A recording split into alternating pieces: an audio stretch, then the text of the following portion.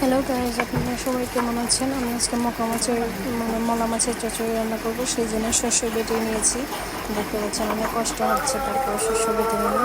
এবার মলা মাছগুলোকে ভালো করে ধুয়ে নিচ্ছি। আগেই আমি ধুয়ে রেখেছিলাম, তারপর আমি আবার ধুয়ে নিলাম। ওদিকে আমি শস্য বেটে রেখেছি, পেঁয়াজ কেটে রেখেছি। এখন আমি তার কাঁচা লঙ্কা কেটে রেখেছি, ধনিয়া পাতা কেটে রেখেছি। তো এখন আমি মাছগুলো ধোয়া সম্পূর্ণ হলে একে একে সব মশলা দিয়ে মেখে নেব। তো দেখেন, আমি মাছগুলোর মধ্যে অর্ধেক পেঁয়াজ দিয়ে দিচ্ছি, অর্ধেক রেখে দিয়েছি। আর শস্য বাটা দিয়ে দিচ্ছি 2 চা চামচ। আর লবণ স্বাদ মতো দিয়ে দেবেন। হলুদ দিয়েছি 1 চা চামচ। মরিচও এটা সম্পূর্ণ আপনার উপর নির্ভর করে, আপনি যতটুকু ঝাল পছন্দ করেন ততটুকু দিবেন। তো আমি দিয়ে দিচ্ছি 1 চা চামচ।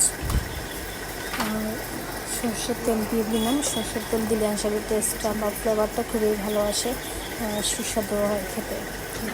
তো সব একে একে সব মশলা আমি দিয়ে নিয়েছি। এরপর আমি হাত দিয়ে ভালো করে মেখে নিব। মেখে নিলে আসলে ভালোই লাগে, দেখতেও ভালো লাগে, তাই আমি মেখে নিচ্ছি না। আপনারা খুন্তি হাতা দিয়েই মেখে নিতেই পারবেন, তো আমি হাত দিয়ে মেখে নিচ্ছি। দেখতে খুবই ভালো লাগে, মনে হচ্ছে এখানেই খেয়ে নেই। তো সবগুলো মাখানোর পরে আমি ধনেপাতা কুচি দিয়ে দিয়েছি। অন্যদিকে আমি কড়াইয়ের মধ্যে তেল বসিয়ে দিয়েছি। তো তেলটা গরম হয়ে যাচ্ছে। এখন আমি পেঁয়াজ কুচি দিয়ে দেবো। পেঁয়াজগুলো লাল করে ভাজবো না, হালকা হালকা ভেজে নিচ্ছি। তারপরে আমি একে একে মাছগুলো দিয়ে দিচ্ছি। আর মাছগুলো দেওয়ার পরে ওই প্লেটটা ধুয়ে আমি কিছু জল দিয়ে নিচ্ছি, যাতে মাছগুলো কড়াইয়ের মধ্যে না লেগে যায় বা পুড়ে না যায়।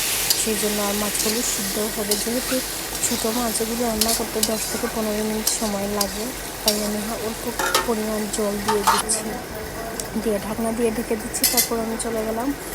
তো 5 মিনিট পরে আবার এসে ঢাকনা তুলে দেখলাম যে জলগুলো রয়ে গেছে, অল্প জল শুকিয়েছে। তো জলগুলো যখন পুরোপুরি শুকিয়ে যাবে তখন রান্নাটা কমপ্লিট হয়ে যাবে। তো আমি আবার ঢাকা দিয়ে চলে যাচ্ছি 10 মিনিটের জন্য।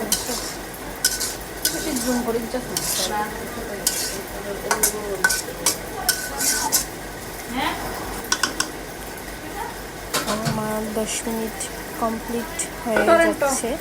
তো আমি আবার আসলাম, এসে দেখছি যে জলগুলো শুকিয়ে গেছে। তো এখন নামাবার পালা, রান্না হয়ে গেছে। এখন নামিয়ে নেব, সার্ভ করে নেব। তো বন্ধুরা, আপনাদের যদি আমার রান্নাটা ভালো লাগে আপনারা রান্না করতে পারেন। আপনারা যে শুধু আমার মতোই রান্না করতে হবে এমন কোনো কথা নেই। এটা আমার অনেকে অনেক ধরনের অনেকভাবে রান্না করতে পারে। তো আমি এইভাবে আসলে রান্না করে খাই। তো আপনারা যদি আমারটা ভালো লাগে রান্না করবেন আর লাইক করবেন। নমস্কার।